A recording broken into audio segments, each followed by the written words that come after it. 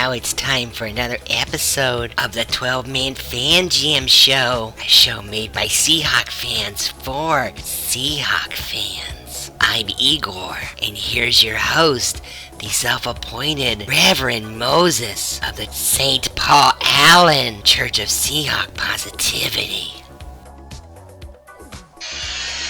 Oh, thank you, Igor, and welcome, guys and ghouls. I am Moses, and welcome to episode 714, the spooky Hawkoween and Buccaneers edition of your 12-Man Fan Jam show, as our Seahawks get ready to take on the Tampa Bay Buccaneers. So please put your tray table up, place your seats back in the full upright position, settle in with a desired sin or beverage of your choice, and what can I tell you? Things that go bump in the night might be closer than they appear. Let's meet the posse for this episode. First, the yin to my yang. It is Matt from merry old England. Hi, Matt. Good morning, Moses. How are you? I am spectacular, sir. How about you? Well, I'm very I was going to say spooktacular. I'm glad that Halloween is over. I've watched my annual Hocus Pocus with Bette Midler film, and I've carved the necessary pumpkins and turned them all into pies. So I'm glad it's over, really. Apart from this show is the sort of full stop period at the end of the Halloween process for me. It is, and for me as well. Real quick, we went out this evening, and the kids, my daughter Mosette decided it was a good idea to go to Kroger's, and they came out with like 5 huge bags of candy for about $10. So if you are looking for candy, now is the time. But nice, lots of free candy out there, peeps. Lots of free candy, yes. And also here is Dustin. Hi, Dustin. Hey, how's it going? Wonderful. How was your Halloween? Your Hawkoween? Good. I watched football. Just hang out at the house. I didn't really do anything for it. My kids are too old to trick or treat. Yeah. I don't really go to parties, so yeah. I kept getting my dinner interrupted by people knocking on the door. It was snowy and 20 degrees here for Halloween, which was the day before it was like 60 and sunny. So, wow. Yeah, spectacular timing for Halloween. And that, you heard in the background, of course, our man behind enemy lines, Statsman Mark. Hi, Mark. Hello, everybody. How was your Hawkoween, sir? Well, I pretty much worked through it. All right. So that's the scariest Halloween I've ever heard of. Yeah, this old house. Yeah, no trick or treaters. It's all dark. Oh well. And speaking of trick or treaters, you may notice our news hound Will is not here. He went out trick or treating last night, and no one's heard from him since. So a little suspense there for you. I don't know. Now that was our cue to be concerned. Or I could do this. He went trick or treating and never came back. That old chestnut. All right. Hey, listen. Let's get to this show, shall we? Sweet.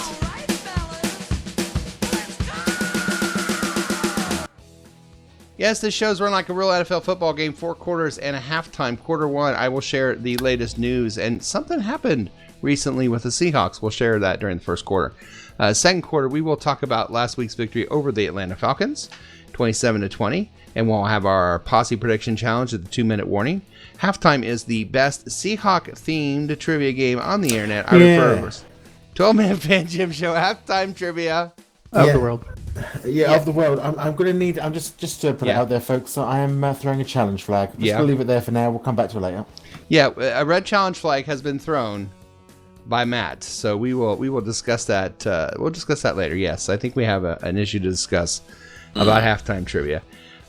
Quarter 3 and quarter 4, of course, devoted to the Seahawks and Buccaneers football game coming up this Sunday in Seattle. Quarter 3, we get you ready with we have the injury report. We have numbers, we have fashion, we have weather, we have a sermon from the Reverend, all this fun in quarter 3.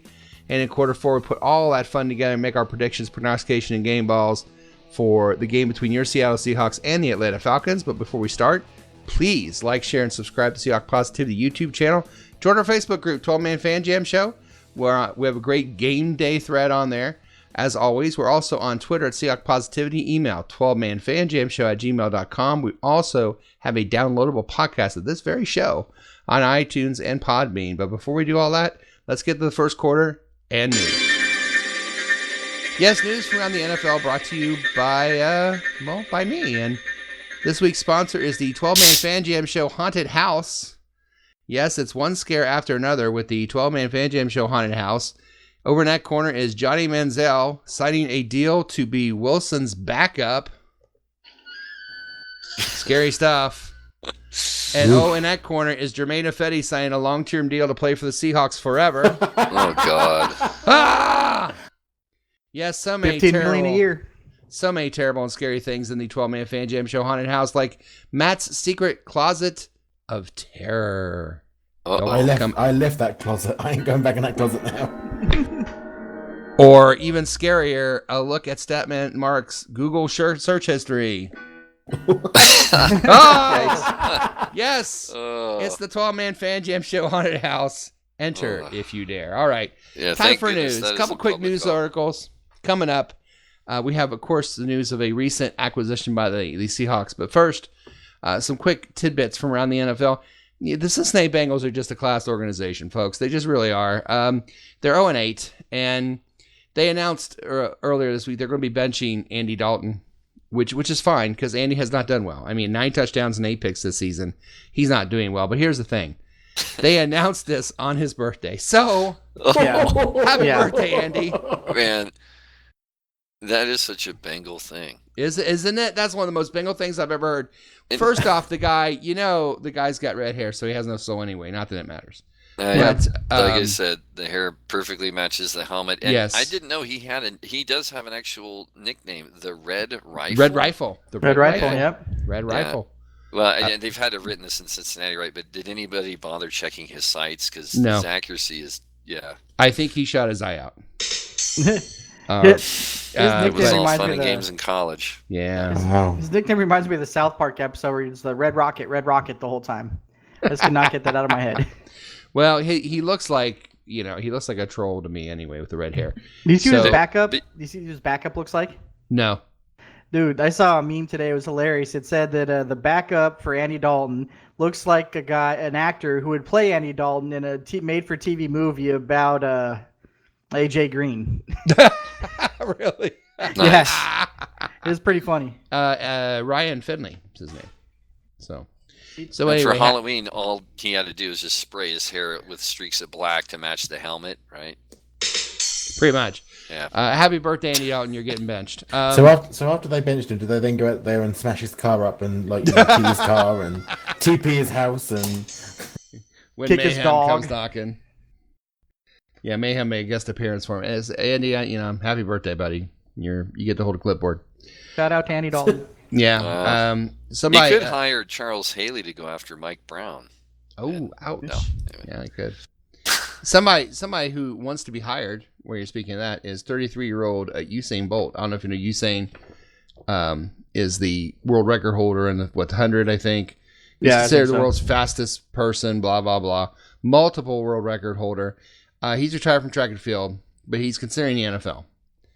And the two teams... Is the NFL considering him? Well, here's the thing. He has only 2 teams he's going to listen to. The Patriots and the Packers. Now, Wow. If the Patriots or Aaron Rodgers call me, I'll be ready. Okay. But he'd be quite good as a returner. Maybe. Maybe. If he could catch it and get into stride, but then one touch from somebody and he's literally going to break everything. As I recall, he's kind of a tall, lanky dude. I doubt he has very good lateral movement. So I don't see that happening. He's 6'5", runs a 4.240. Okay. But yeah, there's other things to that. I mean, remember Ronaldo Nehemiah played for the Bears. He was the record holder. Remember? He had actually a decent career. He started off with San Francisco. He was in San Francisco as well, yeah. And actually had a decent career. These guys have done this. Did he? Yeah. It was all right. I mean, he lasted in San Francisco, he was, I don't know. He was never a Pro Bowler, but Out of curiosity, how tall was he? I don't remember. 3 Well, he was a pole. I mean, he was a skin bones guy. Yeah. I mean, the NFL was there wasn't any 300-pound guys in the league at the time. Well, the first time Usain would catch one over the middle, I'm sure that would be the end. So, I mean, that was like 1984 when he was the guy. Yeah, and if he doesn't get like the in a sprint and down a set position, like they do in the sprints, he won't last long. Yeah, it almost looked like Manu Bull out there trying to play just all. I think it's just kind of a joke. I don't think he's all that serious about it. I mean, when he's hurdling for no reason. If the Patriots and Aaron Rodgers call me, I'll be ready. Come on. Me too. I'm sure. Yeah, I will too. as well. I want to throw Dustin throw my name in the hat. Dustin is out there. Anyone? Yeah, he'll get the phone call. Yeah, we need someone to come and pick out some shit from the stadium. Are you available? Make the call. What's his Obviously, I'd rather be the Seahawks. The commute anywhere else would be a bitch. Yep. Hussein, is that what you said? Hussein. No, Usain Bolt. Oh, Usain. Okay. Yeah. Well, they could market. They could redo that song, Usain in the Membrane. Oh, yeah. God. Got no brain, going insane. Speaking of, so now I have a serious matter before we get to our serious. Yeah, okay. I'm serious about Cypress Hill now. If this is not even football related, sometimes we go deep in the news. We go so deep in the news, we go past the NFL and we go into other sporting events for very, very important news. And this is important. During Game 5 of the World Series Sunday night, 2 women on camera could be seen raising their shirts and flashing their breasts on camera during a live broadcast. Mm-hmm. These women were standing in the second row, slightly the first base side, and the camera view from the pitcher to the catcher, they're to your left. He says, as if you've seen it a couple hundred times. The stunt was seen live on Fox by a camera shooting from center field. Both raised their shirts briefly. I wouldn't call it briefly, as the Astros ace Jarrett Colt was set to pitch against Ryan Zimmerman of the Washington Nationals. I just know that because this is on the print. I have no idea who was batting. Yeah, of course. I have no idea who was batting. 7th inning at Nationals Park, so they say. Many viewers took to social media and posted videos of the moment. Of course they would. Meanwhile, Instagram model Julia Rose, keep that in mind, Julia identified herself as being one of the women. Another model, yes, I said model, Lauren Summer, also took to social media to reveal herself as the other flasher. On Sunday night, Rose tweeted a photo of a letter of what appeared to be Major League Baseball letterhead saying she had been banned from all Major League stadiums and facilities indefinitely. Gentlemen, this is an injustice, but we'll get to that in a minute. According to her Twitter feed, Rose frequently engages in the act of flashing her breast to promote Shag Mag, a digital magazine she founded. She claims in a recent video that she and her cohorts got kicked out of Santa Monica Piers Pacific Park for the same thing. The game was also noteworthy for other off-the-field action. Okay, so we know that. So now I would like, I know they listen to the show. So if I'm just throwing this out there, Julia and Lauren, I've seen the video, and I will say that if there's any time you want to come to our show and flash us while we're doing the 12-Man Fan Jam show, you can promote your magazine all you want. That's all I'm saying.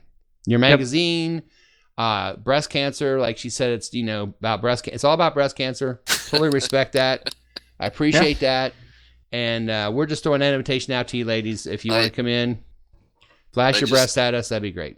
I know no one is shocked. I just Googled what we're just speaking of, and on YouTube, under the headline "World Series boobs" has 3.7 million views. So give us a critique, Mark. You have not seen the video. Are you watching it now?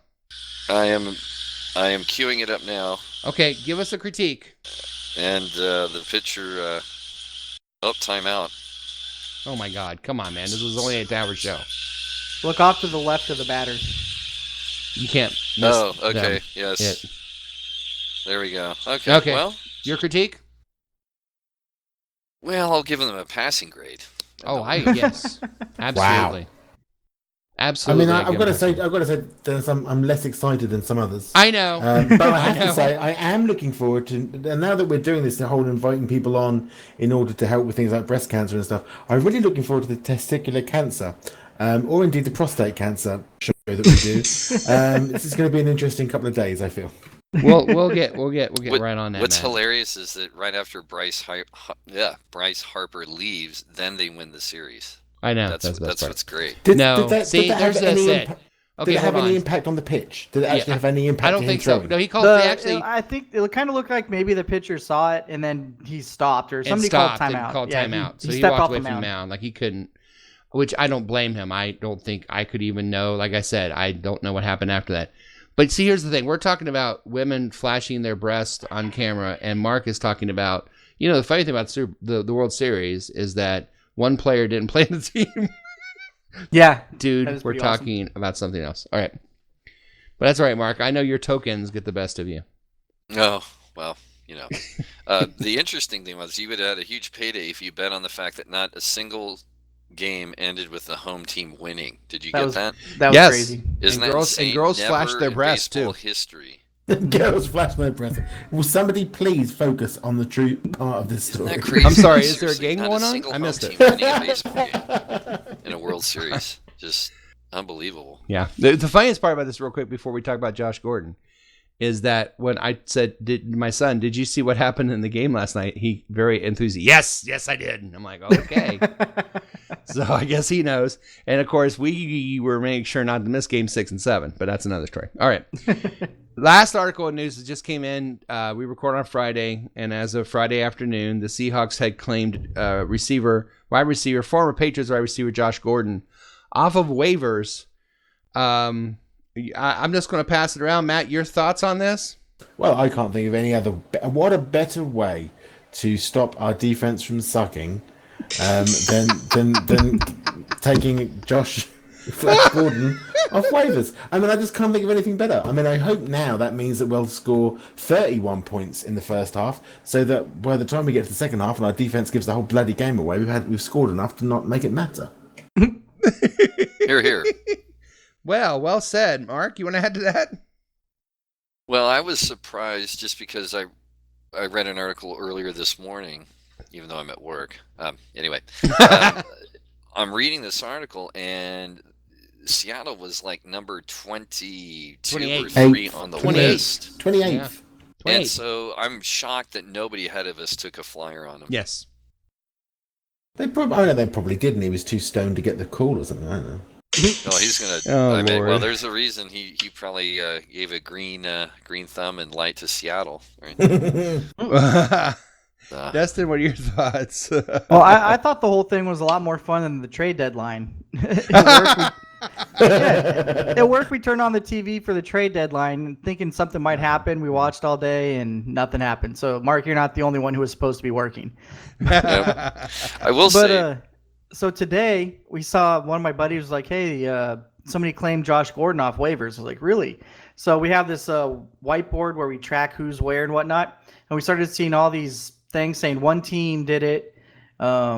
We can confirm this team didn't. This team didn't. So we started making a little tracker, like, okay, this one didn't. This one didn't. Write it down on the board, trying to figure out who did it. It was a lot more fun than the trade deadline for sure. It was. What's interesting too, I'm sorry, just real quick, is that adding Gordon, I like it, and because I mean it can't hurt anything, but I'm curious too what they end up doing with Ziggy and Jadeveon after the season, because I'm not sure I would be given. I imagine they'll keep Ziggy for sure not, and even Jadeveon, I don't know if I would give him a long-term mega deal at all. Yeah. Anyway, that's a whole different thing. I disagree with you on Clowney. I think Clowney. Yeah, I think Clowney stays. I think Clowney's doing more than the stats are showing, but especially but the for running. $20 million a year, that's well. I know he's a good player, but for $20 million a year, I wouldn't do it anyway. But well, we'll see. But we'll see what. If it all goes wrong, sorry, I was going to say, if all goes wrong, we can always get into Condor Watson because no, that's right. Oh yeah, we got rid of him. So another funny part of that, going through Twitter, man, is all the people that were saying claim Gordon. Like there was a thing earlier from Donald Trump that he had said earlier where it said, we already know who the new leader of ISIS is. And somebody's like, oh shit, ISIS claimed Josh Gordon. Oh wow. Just all kinds of crap like that. That escalated quickly. Here's what they're saying on Twitter. Pat Kerwin said, and I like this, the risk is minimal here. So there's Pete taking advantage of getting a guy, and if he doesn't work out, he'll be gone in a week. And I kind of can see that. Luke from Lukeology said, so the Seahawks now have 2 6'4" receivers that run a 4.3 and the best deep ball passer in the NFL. So the potential for this is huge. Corbin Smith said, I wrote reasons why Seattle shouldn't claim Gordon, but I'm not surprised they did. It really is a low-risk move, not much money in the books, and if he isn't able to help as hoped, he's a free agent after this year. You get him for nothing. My concern is there's something going on behind the scenes that allow him to fall this far through waivers. Let's see. I'm kind of, I wasn't doing jumping jacks and celebrating, and I wasn't going, oh my God, what a stupid move either. I'm thinking, wow, this, with these guys, I always trust them to make the right move. And if this guy can join the program, he's gone in a week anyway. but he is a low risk. We get him for what? A 6-week audition, and if he or an 8-week audition. If he works out, then we've got we've got Metcalf, we've got Lockett, and we've got Gordon throwing at you, which is pretty amazing if it works out. And if it doesn't, we're out $2 million. The one thing that comes to mind too is that of all teams, the guy with Josh Gordon's background, and I have a lot of empathy for him, just because he had a different vice, but I mean, not that I can relate to pro athletes, but in terms of abusing things, addiction, and all that kind of stuff, I can identify on my own level. And I think he couldn't have come to a better team that really does have seemingly a family environment. Very true. And that cuts both ways because sometimes you can allow emotional stuff and background history to interfere with business decisions. But for him to come there, and have Pete and John in that locker room, he's going to get a lot of support.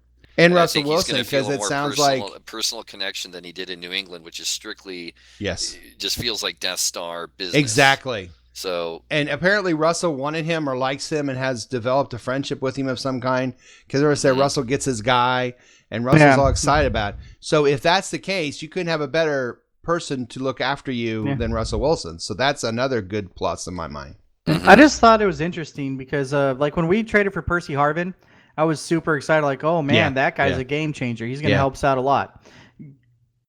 Gordon probably is just as talented, if not more talented, but I was kind of like, it didn't really do much for me other than I thought, well, this is more akin to a move you would see in Major League Baseball at the trade deadline, because you get that one player for half a season or whatever, and sometimes big names move. This kind of thing doesn't happen with a talented player like that in the NFL that often like this.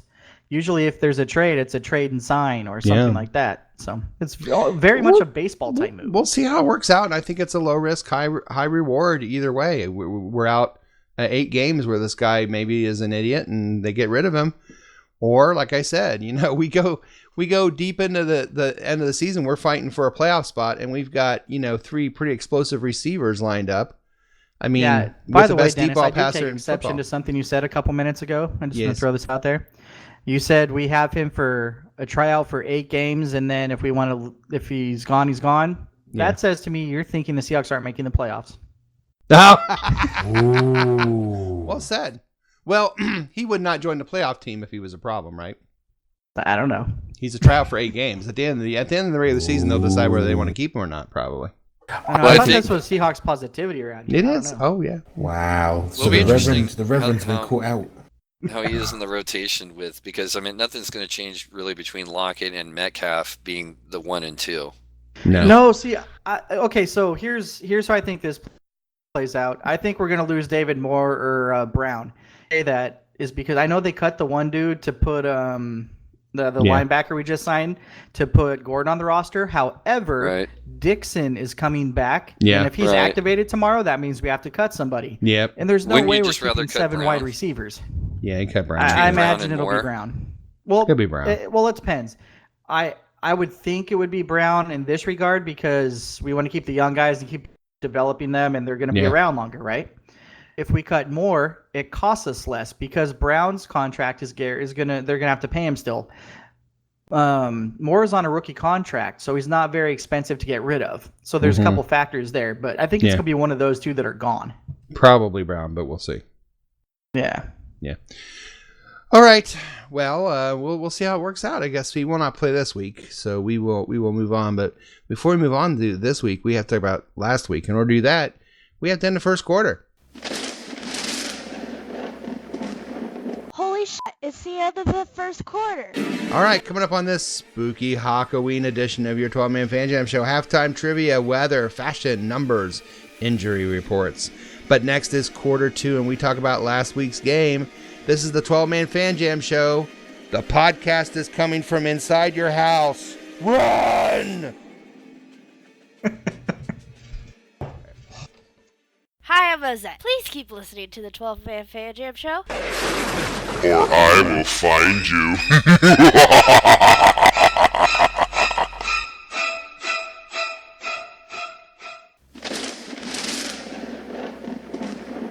Holy shit, it's the second quarter.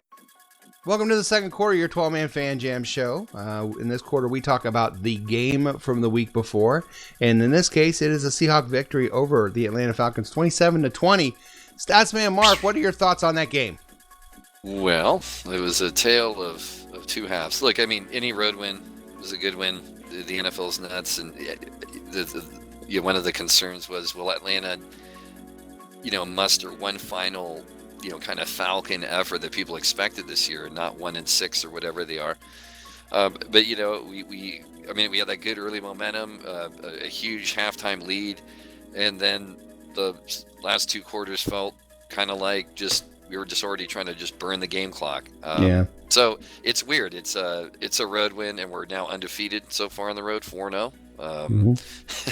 So it's a good win because any win's a good win, and it's a road win. Yeah. And I just feel like we missed a little bit of an opportunity to allow the offense to continue to build momentum and maybe try a few different things, not necessarily trying to hang a 50 burger or whatever, but trying to just I don't know, build upon the momentum they had on that day and just implement and work on a few things. I don't know if we're the kind of team that's going to have this luxury with other teams going, I agree. Well, we're up by this much, let's just kind of cruise. I don't know. Yeah, and quite impressive first half. But as far as an Atlanta comeback, there was just no Falcon way.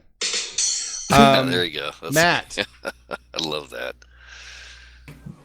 Well, I mean, Jesus, take the wheel. I mean, how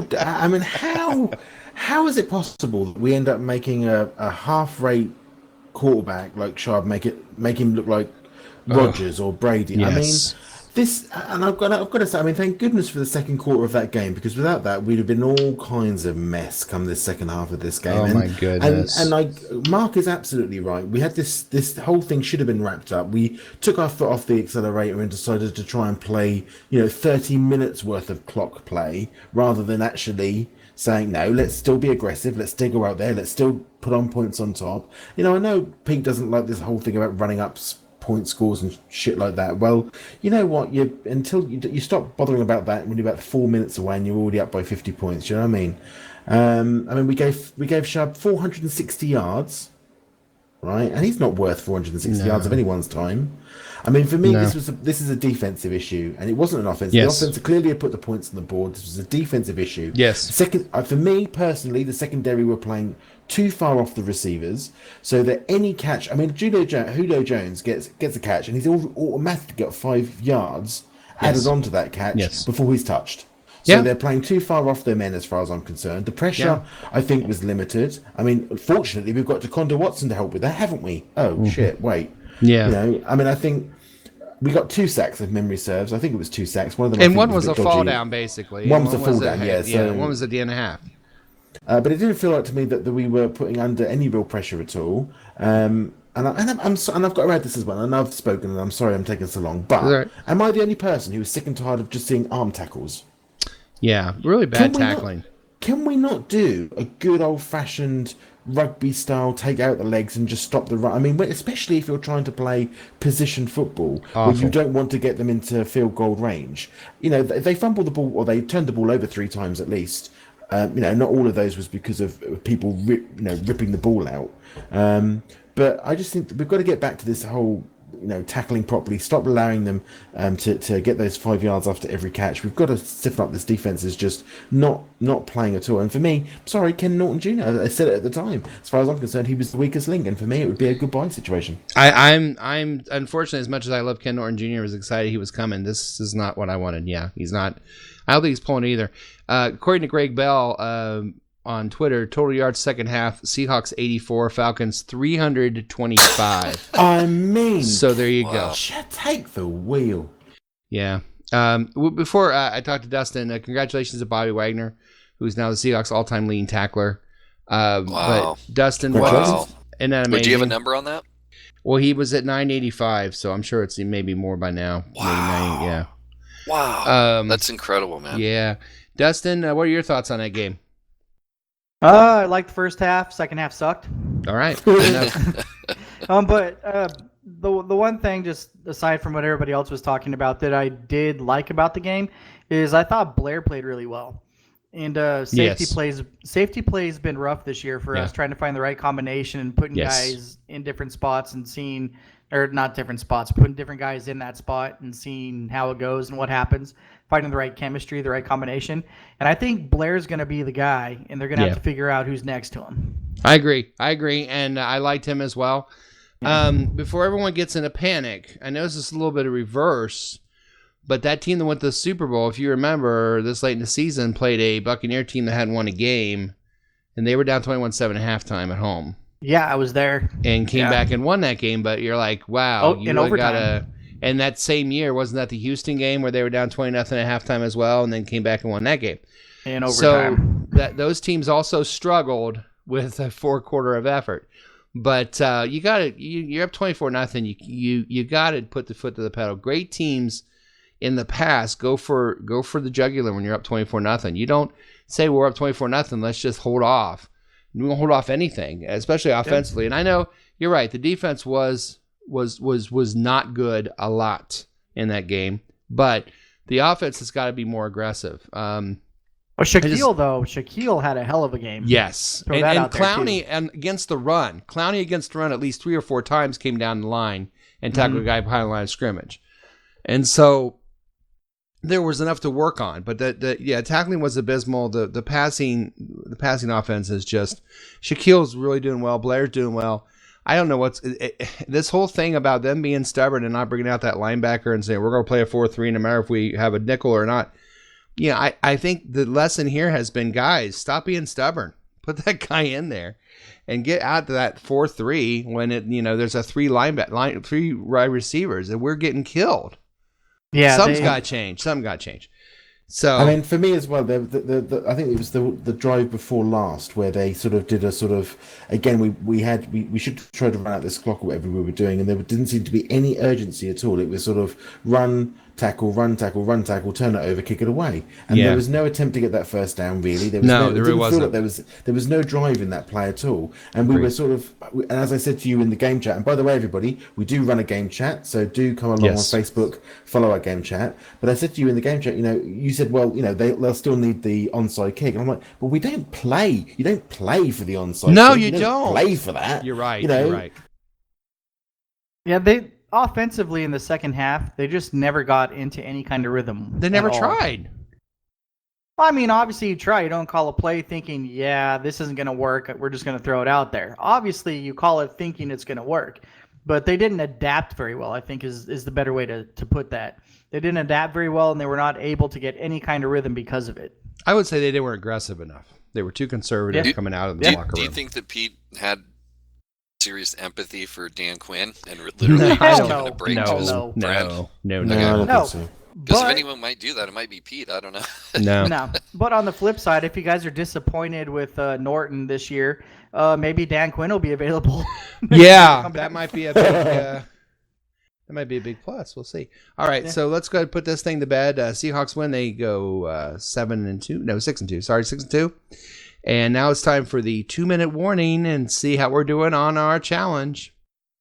Holy shit, it's a 2-minute warning. All right, the Posse Prediction Challenge, folks. It is getting very interesting. Let's see, a lot of points this week. First for the scores, Tom and Statsman Mark both said the Falcons would have 20 points, so you got 3 points for that. 3 points to Mike Pascal because he said the Seahawks would score at 27 points, and he gets the best score, which was 27-24. For 27-20, that's pretty good. Prognostications, a point to Jose, a point to Will, a point to Dustin, and a point to Statsman Mark. Game ball. Everybody got a game ball but Statsman Mark. Clowney. I could not give it to Clowney on the basis that the defense was just horrendous. I was talking about him earlier, and he was my game ball. I know, and he played well, but a point to Tom, Mark, Ty Turner, Dustin, and me for Metcalf, who had 2 touchdowns. A point to Little Mo, Jose, and Matt for Lockett, who had, 100 yards. A point to Pascal and Will because Carson had 100 yards. So, I mean, I couldn't really argue with any of those. But Clowney, I couldn't do it, Mark. I'm sorry. The over and under was under. A point to Little Mo, Mark, Ty Turner, Mike, Jose, Matt, Will, Dustin, and Moses. Folks, that's a lot of points. Individual score for this week. Pascal was 6. Tom 4. Statsman Mark 4. Jose 3. Will 3. Dustin 3. Little Mo 2. Mark, Ty Turner 2. Matt, Moses 2. That's everybody, I think. Yeah, that's everybody. So here's how our individual scores look after 8 games. Mike Pascal with the lead at 19, Dustin at 15. Statsman, Mark, and Tom at 12. Me at 11. Matt at 10. Little Mo at 9. Will at 9. Mark Ty Turner at 7. Jose at 7. Folks, as we go into the next game, our score is Team 12, 54. Team Posse, 58. Gentlemen, they are narrowing the gap. It's a 4-point game. Ooh. I'm coming for you, Mike. All right. It's getting close, so let's go to halftime. Holy shit, it's halftime. Yes, coming up so much more show. Should you invite a vampire in your home? Should you invite Dustin to a Tupperware party? Did anyone invite to both of those? No. Yeah, did anyone invite those flashers to the show yet? Oh, yes. All these answers and so much more around the corner. But first, another fun edition of 12-Man Fan Jam Show Halftime Trivia, and that's coming up next. You're listening to the 12-Man Fan Jam Show, a Seahawk Positivity production. We are dead, and this is hell. Yes, it's halftime, and welcome to another fun-filled edition of the best play-along Seahawk-themed trivia game show on the internet. It's time for 12-Man Fan Jam Show Halftime Trivia. And here's your host, the self-appointed Reverend Moses of the St. Paul Island Church of Seahawk Positivity. Yes, thank you, me, and welcome to another fine edition of the 12-Man Fan Jam Show Halftime Trivia Of the world! Hold on a second, Dustin. Hold on a second. You can have the whole world in a second, but I'm going to need to throw a challenge flag on last week's trivia show. A challenge flag has been thrown by Matt. Yes, as you know, this show is run like a real NFL game, badly, with several old white men huffing and puffing through each quarter, generally making bad decisions and taking far longer than advertised to finish. And because of that, I am going to have to call a challenge flag on last week's trivia show, Dennis, because I think I was robbed. Really? Do tell. Well, the question last week, I believe, was, and this is, people can go back and listen to the audio of this, there is replay of this, obviously. How many rushing yards did Marshawn Lynch have in the 2013 playoff game loss against the Atlanta Falcons? That's true. And what's the answer to that question, do you think, Dennis? Well, it was 145. 145 yards. So let's get this right. You're saying in a playoff game with Marshawn Lynch running 145 yards and we lost that game? Well, here's the thing. Yeah. The question the question that's being asked is how many yards did he run in a game in 2013? And that's what's displayed for our fans on the show. Was that what you said, Dennis? Though was that what you said? Did those words come from your mouth? I did indeed say playoff game. Yeah. So how many did he have in the playoff game? He had 46 yards, I believe, in the playoff game, and a fumble, if memory serves. Mm-hmm. And I was therefore with 1 yard last week would have been the closest without going over. Yes. However, it's very clearly stated in the trivia and displayed for our people who watch the show that the answer is when the Seahawks played the Falcons in 2013, which they did, and it wasn't a playoff game. Marshawn Lynch had 145 rushing yards. And so therefore, I await the official review. Response is... That's a review. The ruin on the field stands. Oh, the ruin on the field stands. Oh, man. It's a good call. That's a good call. The ruin on the field stands, and Dustin is still worth the championship. So, let's talk about the rules for this halftime trivia. So here's how the trivia game works. There'll be 2 rounds of questions. Each contestant answers 1 question each round. If they get it correct, they get 1 point. After 2 rounds of questions, there'll be a final trivia question worth 2 points. If there's a tie after that, then the tie players go on to a special secret overtime question where the winner becomes reigning 12-man Fan Jam Show trivia champion and also gets a prize chosen especially for them. As an added bonus to those listening on the Seahawk Positivity YouTube channel, The questions and possible answers will be displayed on your screen, so you, the viewer and listener, can play along as well. If you do, please let us know how you did on the questions. Remember, there's no Googling, no phone a friend, and please, no wagering. However, there is a lifeline. Before taping this show, my two charming Seahawk fan children, Mosette and Little Mo, did take the quiz as well. If the contestants want to know what the kids said, they can ask that but once and only once during the entire game show and only in the first 2 rounds. Now let's get ready to play 12-Man Fan Jam Show Halftime Trivia. All right, those are the rules, and nice challenge by... That was a good challenge. That was a good challenge. In all truthful, the story is I said playoffs, and they had played the Falcons twice in 2013. I will never do that again, I promise you. Because that was just really confusing. I would like to say one thing about trivia tonight and Google, if I could, please. Yes. Given what Mark was Googling earlier, I don't think we can deprive him of Google at any time during the show. What? No, sorry. No. That rule is up. And oddly enough, Dustin, I was just eating Ritz crackers, and what goes with Ritz. Anyway, that's a very old. Yeah, I know what you're saying. Okay. Cheese. All right. So hey, here's this no trivia. This trivia round. We're gonna start with our champion from last week, Dustin, who's our champion. Robbed. I was robbed. Dustin, 1, 2, or 3? 3. Matt, 1 or 2? Now, just to clarify, the question was, do I want 1, 2, or 3? It's not 6, 7, or 8. Oh my God, you're like that pain in the butt coach. That's gonna every time I throw my flags, gonna say something. No, it's gonna be 1 or 2 because I already picked 3, Matt. 1 or 2, sir. Pay attention. 3 is gone. Okay. Do your job. I'll take 2. And that gives Statsman Mark number 1. All right, Statsman Mark, are you ready? See. Statsman Mark, the first game the Buccaneers won in Seattle against the Seahawks was 1999. How many interceptions did John Kitna throw? I had a friend that used to call John Kitna Cooter from, or Lee Harvey from Stripes. Lee Harvey. You're a madman. When you tripped the cow and you tried to make it with the cow, that's what they'll worry. I don't want to make it with you. I want to party with you guys. But he kind of looked like that guy. So the options were 3, 4, or 5 for the interceptions for John Kitna. How many interceptions did John Kitna throw in a game against the Buccaneers in 1999? 3, 4, or 5?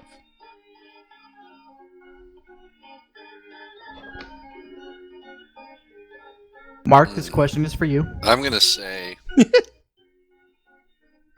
I'm going to say 3. He's going to say 3. Mosette and Little Mo said 4. You said 3? That's 5. He threw 5. Boo. Yeah. In typical John Kitna fashion. All right. Matt. Hello. Matt, how many straight games did the Tampa Bay Buccaneers franchise lose in a row before they got their first win? Was it 24, 25, or 26 in a row? How many before they got their first win? 24, 25, or 26 in a row? Either one of those, not pleasant. Golly. Wow, take the wheel. Yeah. I'm going to ask the kids for obvious reasons. Kids. Lil Mo said 26, Mosette said 25, nobody said 24. Let's go with 24 then. This strategy always works out for you, doesn't it? It probably won't work this time, though. No, it's 26. 26. They lost 26 or 0 and 14 and then 0 and 12 before their first win, which we'll talk about later. So, Dustin. Yep. Your question is this, and since we're in the Hawkoween It's not episode, a football question, I It's not, no.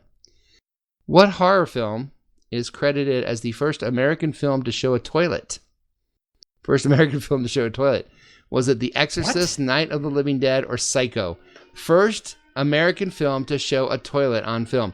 Was it The Exorcist, Night of the Living Dead, or Psycho? I'm going to say Psycho because that had the scene of the murder in the shower thing. The wah. Yeah. So how'd that go? That's a bathroom. I didn't know Charlie Brown's teacher. I didn't know Charlie Brown's teacher was a murderer. Well, that makes that Halloween special all the more scary now. So you're gonna go Psycho? Yeah. Mosette went with Psycho. Lomo went Night of the Living Dead. Oh, you got it. Yeah, Psycho. Wait, it was Sound Logic. So, it is 1-0 as we go to round 2, which means Dustin will once again get to pick 4, 5, or 6. Let's change it up. I'll go 4. Dustin goes 4. I know. I never go first if I have the option. Matt, 5, 6. I'll go 5. Matt goes 5. Mark goes 6. All right. Here we go, Dustin. Dustin, guess what? You don't get a football question again. So, oh no. how many Oscars did the horror film Silence of the Lambs win? Which is pretty unprecedented. How many Oscars did the horror film Silence of the Lambs win? 3, 4, or 5? Clarice. I don't know, but I'm the honorary Will tonight, apparently. Apparently, yes. How many Oscars did Silence of the Lambs win, Clarice? I'll say 4. 3, 4, or 5? You're going to say 4? Yeah, I have no clue. Lil Mo and Mazette said 3. You said 4, but also admitted you had no clue. That's right. It was 5. Best Picture, Best Actor, Best Actress, Best Director, and Best Adapted Screenplay for a horror film. It was pretty unprecedented, so that's pretty cool. Yeah, good job. Matt. Hello. Hello. We talked about the franchise of Tampa Bay losing 26 in a row, right? Wow. And they got their first victory, but who was their first victory against? Was it against the Falcons, the Saints, or the Eagles? You notice I did not say that. First victory for Tampa Bay as a franchise. Was it against the Falcons, the Saints, or the Eagles? I have no idea. I'll say the Saints. Don't say the Saints. Mosette said the Saints. Damn it! Well, Mo said the Falcons. Same division. It is the Falcons, actually. Yeah. Oh, wow. Well, Yeah. same division. Yeah, same division. All right, Mark. Here we go. In a 1996 game against the Buccaneers, how many times was Seahawk quarterback Rick Meyer sacked? 1, 2, or 3? How many times was Rick Meyer sacked? 1, 2, or 3 in a 1996 game against the Buccaneers?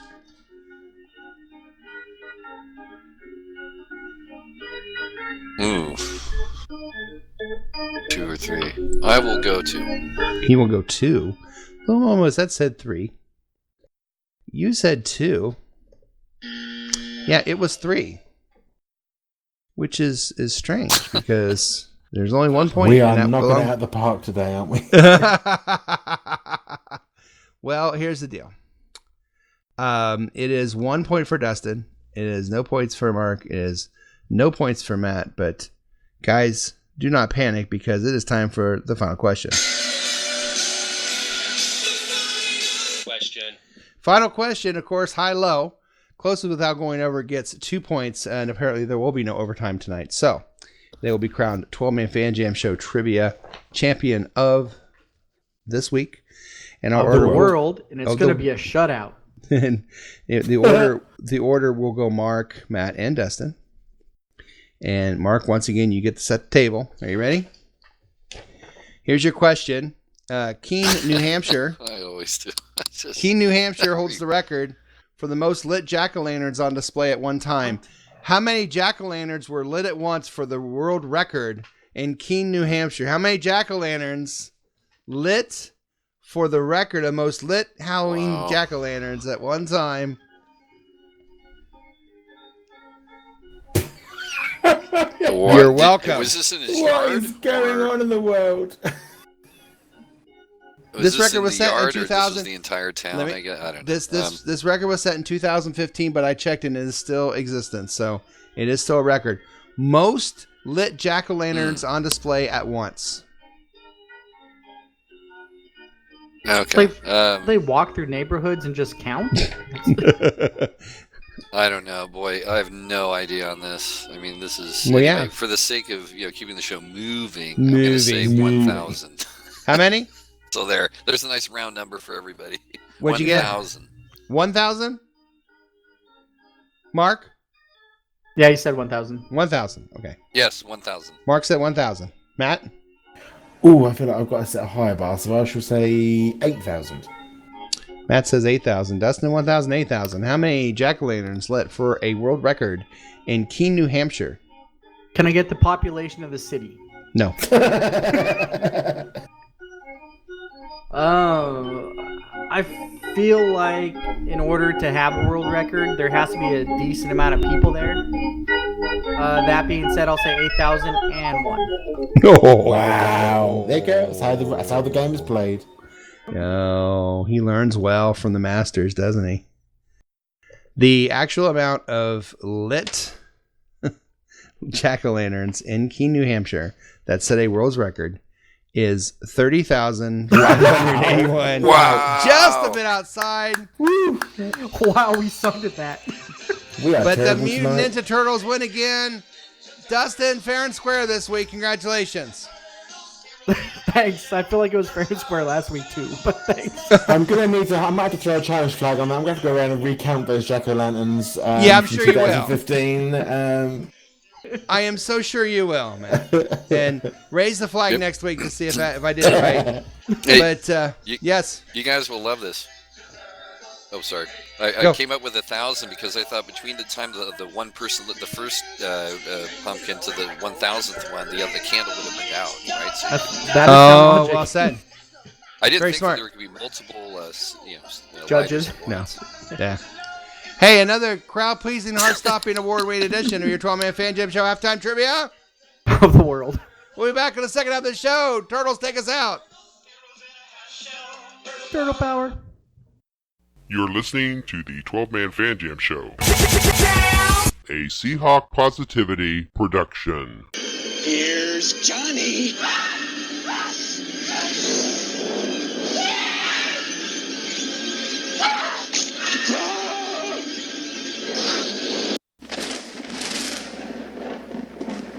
It's the third quarter, bitches.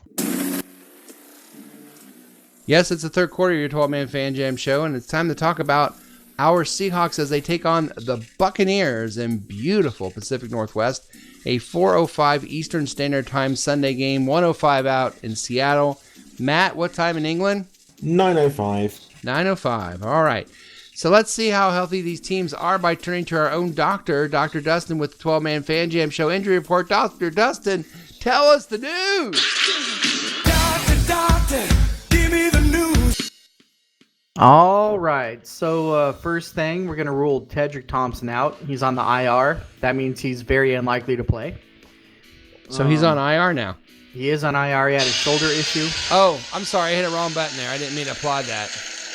Wow. Yikes. Wow. Or did I? We'll never know. All right. And then the only thing we have listed is 3 doubtful players. Quandre Diggs still dealing with a hamstring. You got Quentin Jefferson still dealing with the oblique. Neither one of those guys participated in practice. The surprise is Lano Hill.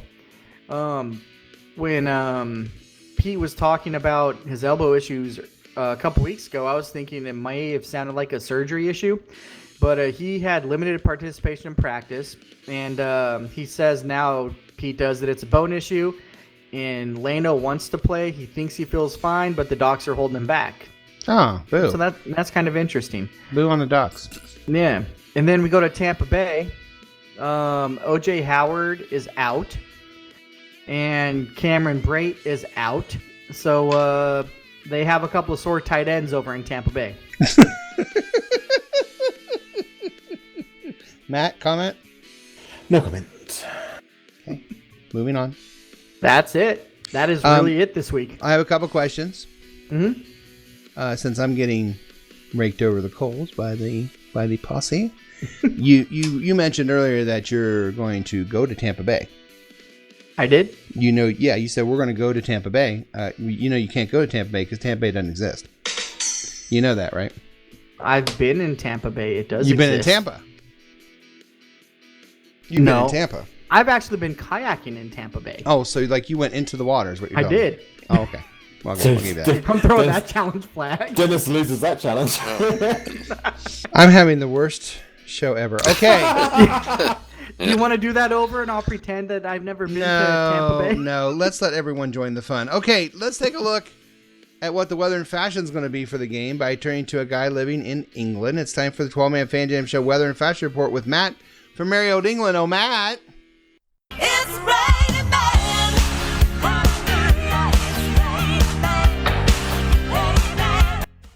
Yes, thank you, Moses. So, I thought this week it would be the perfect chance for me to use paranormal powers of the occult to get a spookily accurate forecast for the upcoming game. Ooh. Hold on. Here you go. I'm holding. Yes, very good. All right. So, as you know, this is a channel all based upon positivity. So, of course, I had to use the Ouija board because we just means yes, and you can't get more positive than that. So, let me just get it all set up. Hold on, I'm just gonna get that right. Got the little cup on the thing. Right, now here we go. Now, first thing we've got to do is we've got to call in for the spirit world. So I call upon all the football spirits, all the ghosts of fans and players on the other side. Come forward and tell me what the weather will be like on Sunday. Oh, it's moving. I am. Oh, it's going fast now. SORRY. I'm sorry. The ghosts aren't here at the moment. We're too busy watching Sam Darnold play. Please leave a message after the tone. That's awesome. Isn't that bloody marvellous? Well, in that case, I better use NFLweather.com, and apparently it's going to be mostly cloudy with some sun breaking through, temperatures in the low 50s with a low chance of rain and some light wind. Now, moving on what to wear for this game, well, as you know, I like to make the opposing team feel at home, and, of course, Buccaneers really just means pirates. So I thought, why don't we all go as a famous pirate?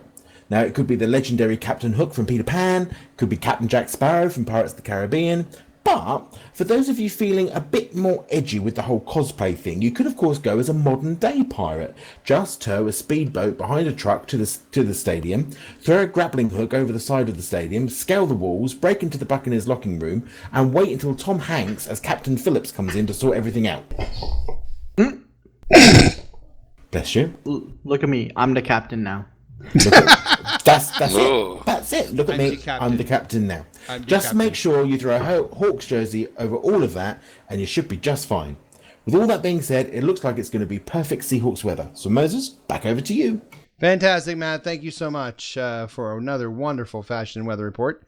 And now the guy always has our number, the man with numbers and tokens all around him. And it's time for Statsman Mark in the 12-Man Fan Jam Show by the numbers for our game, and maybe a couple of teasers, Mark. Break it on, lose that number. Break it on, lose that number. Break it on, lose that number. Well, I tell you, your vocal range and hitting that high note, you know, you remind me of a model that... Never mind. A few tokens, huh? And, you know, I could, as others know, I could use a few tokens. Yes, you could. Due to health issues.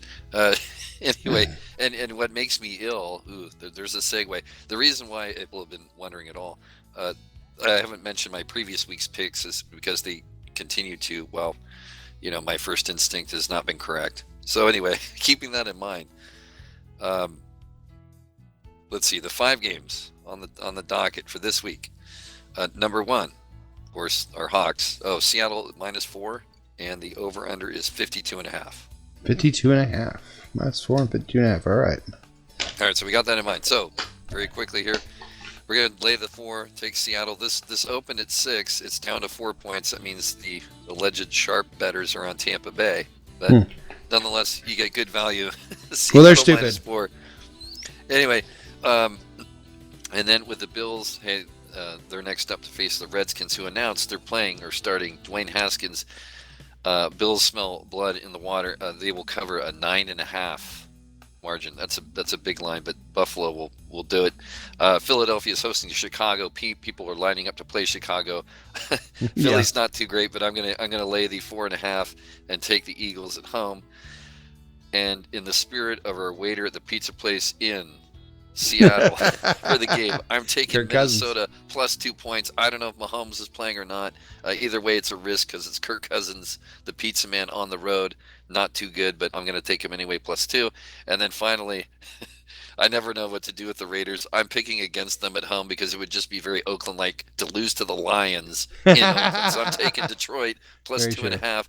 And if anybody really wants to win money, completely fade all 5 of these picks. There you go. Probably come out ahead, except for Seattle. Well done. Thank you. Remember, disclaimer, these numbers have been presented for entertainment purposes only. The 12-Man Fan Jam Show does not endorse betting on anything at any time. Please don't take this or anything we say on the show ever seriously. Thank you, Statsman Mark. Yes, people would find my betting results quite hilarious. Yes, they would. Guarantee. I'm sure. And now, please be upstanding and welcome our own Reverend Moses from the St. Paul Allen Church of Seahawk Positivity for his sermon for this upcoming game. Oh, Reverend!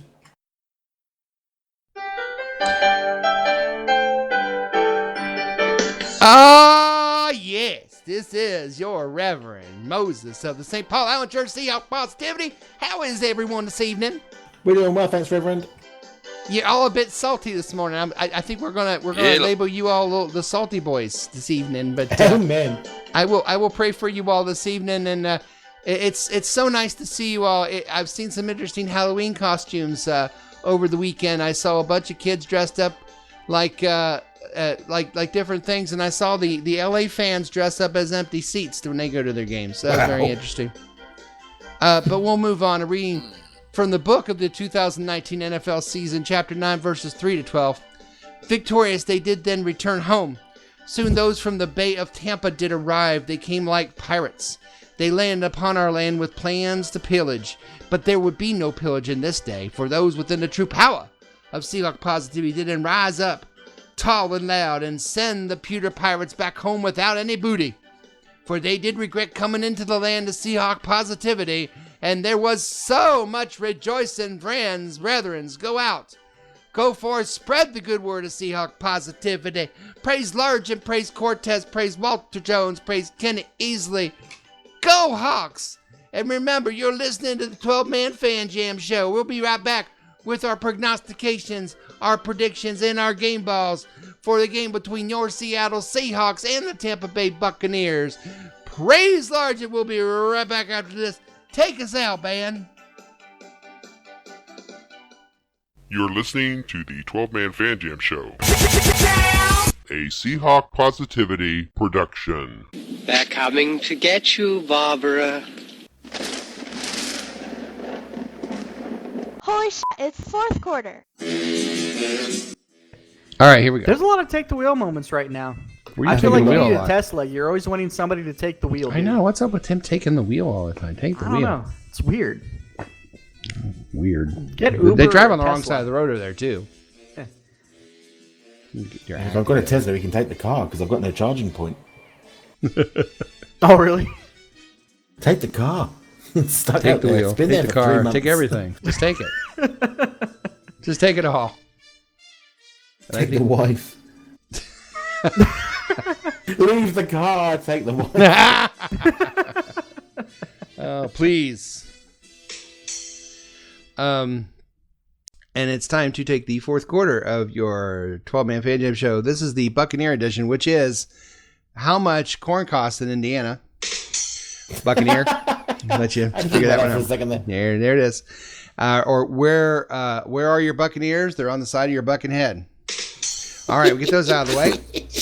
In this quarter, we're going to make our game score predictions, our prognostications, and of course, our game balls for the upcoming game between your Seahawks and the Tampa Bay Buccaneers. Now our picks. Let's start with Team 12.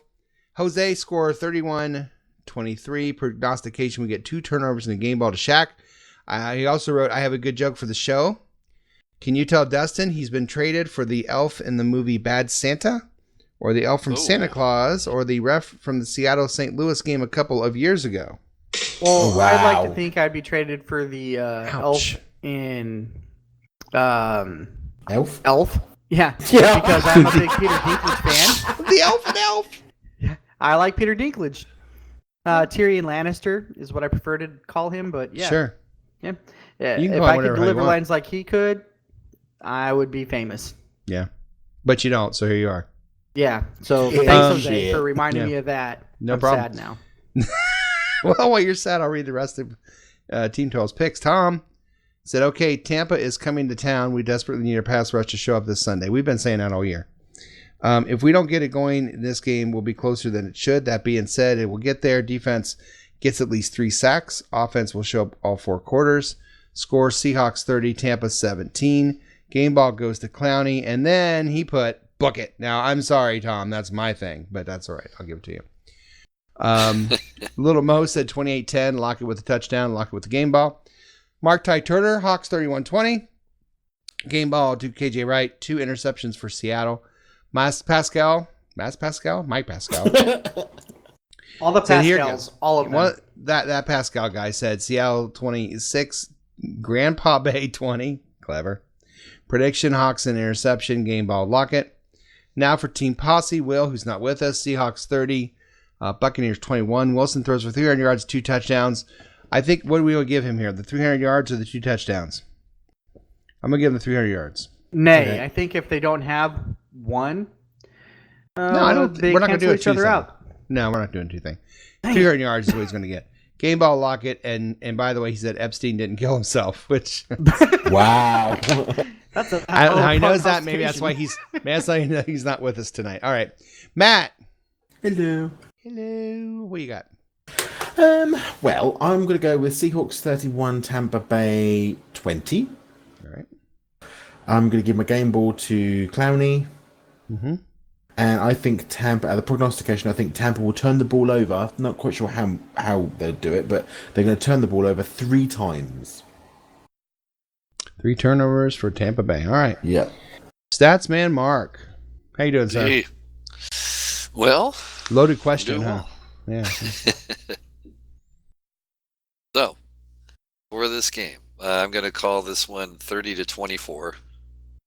Okay. And I will say that DK Metcalf will get 2 touchdowns. Nice. And I'll give him the game ball. I think they're going to continue to go with him. All right. Wouldn't that be interesting? Something came up, Dustin. I'm going to get your pick here in a minute, but I wanted to ask you something about the injury report. Yeah. We've now officially gone to Lano Hill instead of Delano Hill. And I when did that happen? When did Delano become Lano? This offseason. Okay. Thanks for sharing. Yeah, there was an interview, and he said, yeah, I'm going with Lano now. So all right. We kind of made fun of it locally on the media, but, respecting it. So. All right, cool. Yeah. What you got for me? Well, first of all, I want to say that a lot of us think alike because I also had the score for the Seahawks as 31, and that was that last picture I sent. I'm not making it up. I have my Word document up here that I make before the show. People can make the same. Hey, people can make the same score. It is what it is. It's crazy. Dustin, did you send the right photo? I sent a couple of photos. Oh, okay. Yeah, the private one, Matt. Don't worry, that's just for us. Oh, cool. Oh, but anyways, wow. I said 31-9 Seahawks, obviously, and here's why. They've lost too many home games this year already. They're coming out motivated, I think, and they're going to dominate because of that. And I think they understand the magnitude of the game. If they lose another game that they should have won at home and lose to the 49ers next week, it's going to be super hard to win the division, like almost out of reach, possibly. So I think that's why the score is going to be 31-9. Oh, okay. Yeah. Game ball prognostication. Game ball goes to Clowney. And I think he's going to have his first multi-sack game as a Seahawk this week. Clowney more than 1 sack. All right, nice. Yeah, I was looking over my prediction, and I'm not going to change it, but Dustin kind of shot it all the hell, but that's all right. All right. We'll explain in a minute. Go again? That's all right. No. Seahawks return home from beating the Falcons and find Tampa Bay Buccaneers docking in Puget Sound. Well, kind of. I mean, this team is hardly afloat at 2-5, and not only that, but I have been told, and apparently wrong because Dustin has been in the middle of it, but a few sources have told me Tampa Bay isn't even a real place. It's like New England or Carolina or Statsman Mark's girlfriend's apartment. It just doesn't exist. Wow. But that joke is not funny now because someone took a boat in the middle of Tampa Bay. So just forget that. We'll move on. The city of Tampa Bay does not exist. I'll give you that. There you go. The Buccaneers are coached by Bruce Get Those Damn Kids Off My Lawn Arians, who always looks at you like you just asked him what he thinks of technopop. His quarterback is Jameis Eating W's Winston, who must enjoy eating W's a lot more than actually getting any for his team. The Buccaneers do have the best run defense in the NFL, but they also have the next to last worst passing defense in the NFL. This is like meeting that girl with a sexy bod, and then she turns around and she looks like Shadowhawk Will in drag. I'm teasing him because he isn't here. So you get, girl. That's just for that. Watch my game ball, Tyler Lockett, get 9 catches. That's my prognostication. Watch Bruce Arians' face get redder than a bloody face on Halloween. No tricks for the Seahawks this time. This game is a Seahawk treat as they win by a score of Seattle Seahawks 34, Tampa Bay Buccaneers 20. Book it. That's it. Tampa Bay's not a real place. I don't care what you say, but we'll talk about that later. In the meantime, it does look like it's time to bring another spooky and wonderful and amazingly strange 12-man fan jam show to a sad close. We're glad you decided to waste some time with us. We hope you laughed a little and maybe you learned a little. What did we learn this evening? Well, we learned Dustin is ready for the NFL. You just got to make the call, man, and he's ready. Yep, I'm there. Make the call. Yep, I'm already pro baseball, so I can be pro NFL too. Yes, we almost 100% support flashing by models and encourage them to come to our show to do so. We learned that Charlie Brown's teacher is in Psycho. Wah, wah, wah, wah. We learned when Delano became Lano. So that was interesting. We learned that Tampa Bay has sore tight ends. I'm sorry, Tampa Bay has sore tight ends. Something like that. We learned that Dustin needs sippy cups, and there are secret pics being sent in the posse to each other. So, interesting. On behalf of my partner in crime, Matt, our Newtown Shadowhawk Will, wherever he is, Statsman Mark, Dustin as the Beaver, Mike Pascal, Roger Goodell, Mark Tite Turner, Jose, Tom Mosette, Little Mo, Igor, Dracula, those wonderful flashers, Doug Williams, and Leroy Selman. This is Moses saying until next time, go Hawks! Go Hawks! Go Hawks! Go Hawks! Go Hawks! What the hell was that?